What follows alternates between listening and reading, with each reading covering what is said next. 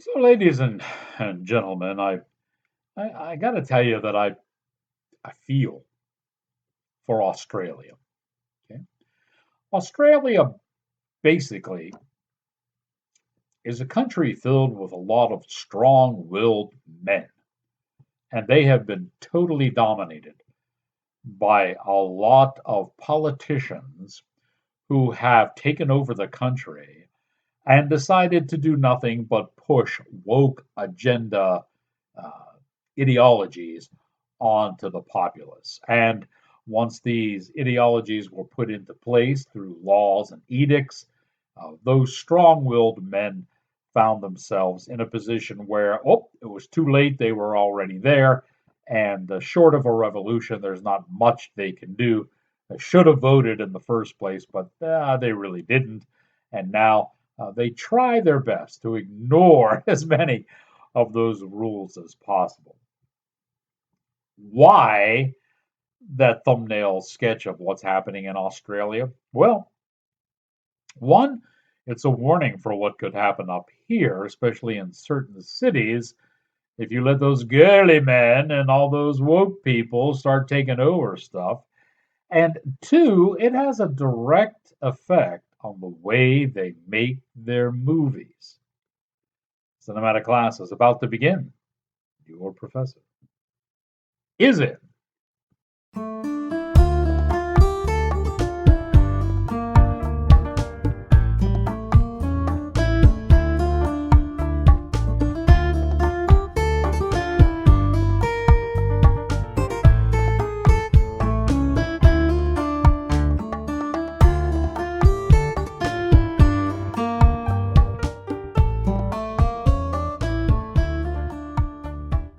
Greetings, salutations, and other sundry affairs. I am your cinematic professor and purveyor of truth in movies. And tonight's lesson plan is a film called In Vitro, and it was made in Australia, North Southern Wales, in Australia. And it comes from the folks at Saban Films. You kind of know where this movie is going to go from the get-go because of the woke ideology that exists in Australia, much to the chagrin to the majority of its populace. So, if you follow the woke agenda, of course, the ideal family is one made up of a single mother and her children or child, and no man need be involved except for the procreation process. The family runs better without them, right? We've seen this all in movies from almost all countries, but certainly it's heavy in the woke countries. And the strong, independent woman must also be present. So once this movie starts, you know those two tropes are going to be presented, they're going to be pushed, and there's no way really to avoid them in this movie. Now, having said that, I will say when it comes to making films that the Australians are pretty clever in that they have a knack for making movies that are minimal or minimalist. Very few actors, and really not requiring a lot of production values. And certainly In Vitro fits that mold. In Vitro was directed by Tom McKeith and Will Honarth. Now, you've heard me rant a lot about editors and that there should be one editor with one vision for a movie, and that when you go to editors, numerous editors, a lot is jumbled and lost in the translation and the message. Well, now we have two directors. This happens occasionally when a director becomes ill or something happens in the family and another director has to take over, but that was not the case here. Tom and Will are directing this movie together, and you can tell because it has almost a Jekyll and Hyde feel. Certain segments are different in their essence than other segments, so you could see the dichotomy working.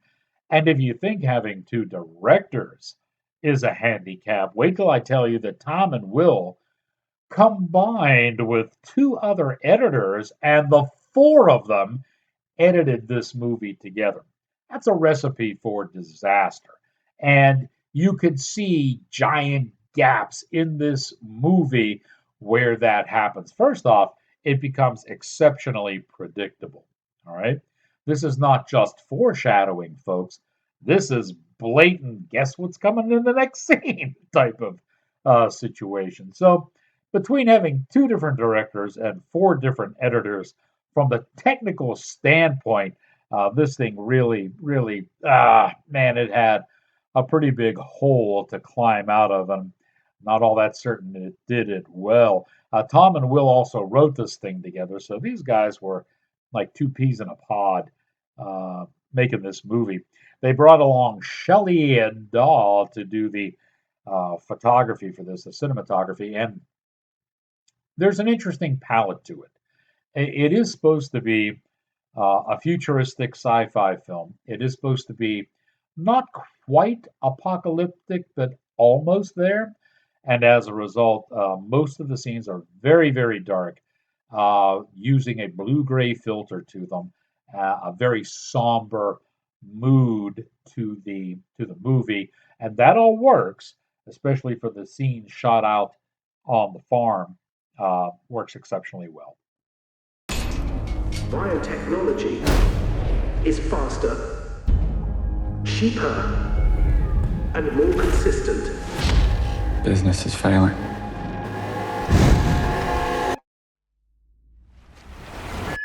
I was thinking maybe I could take a few days off. How come? Just to have a break.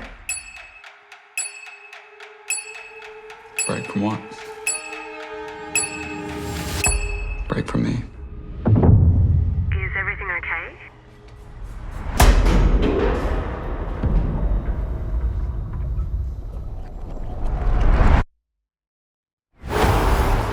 You lied to me. I was trying to protect you. I'm not going to throw away everything we've been working on. What do you think would happen if people found out about this? I did everything he said. I didn't tell her anything.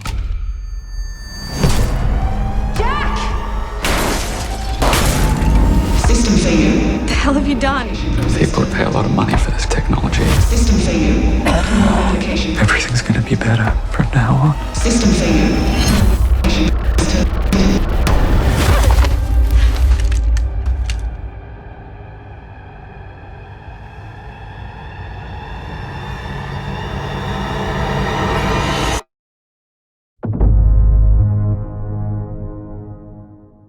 So I already mentioned that the Australian filmmakers attempt to use as little in cast and crew as possible.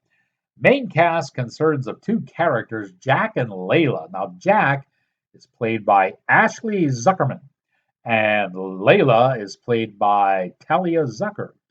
They're husband and wife, and they live on the farm. Well, actually, it's kind of I wouldn't even say a dairy farm. It's a cattle farm where they're raising cows for slaughter meat.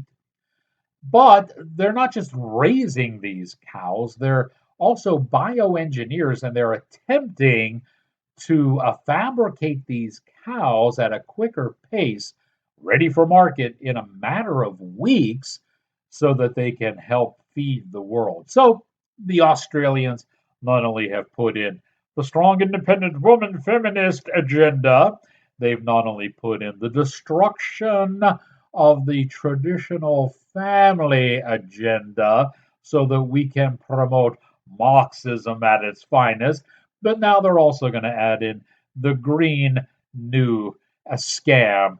Oh, the earth is in terrible ice caps melting, temperatures rising.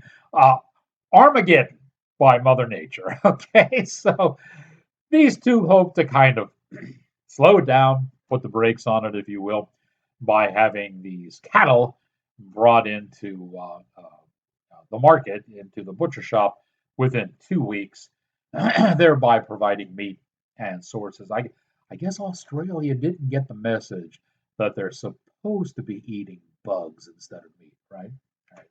Also in this is Will Howarth, who is playing Brady. Brady's the guy who comes out to the farm occasionally and picks up the cattle and takes them off to the market for Layla and Jack.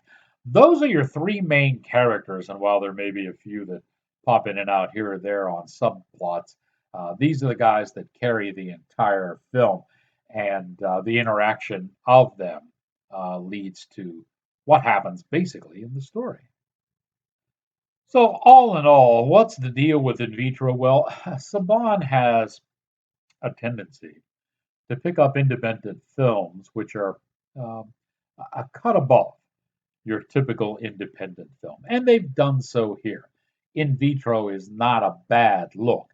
It's just that with the with that woke ideology behind the plot, there's no surprises here. You know exactly what's coming and when it's going to come. And that includes the big super twist that comes between Act 2 and Act 3. Well, they present it as if it's monumentally surprising, but it's not. You see this thing coming from a mile off. Still, it's kind of fun to watch an entire production put together. I mean, basically, four people put this whole movie together, and that's kind of fun to watch. They, with that firmly in mind, they've done a decent job, and they actually had a decent story here too. If they hadn't stuck all of this, I mean, most of this stuff has been disproven already.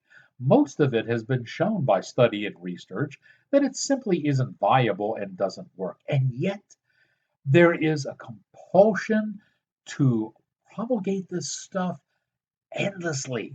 Pay no attention to the facts, pay no attention to the studies, pay no attention to the statistics. We're going to tell you this anyway. And in that aspect, this movie kind of fails. We're going to give it about a C plus for a rating.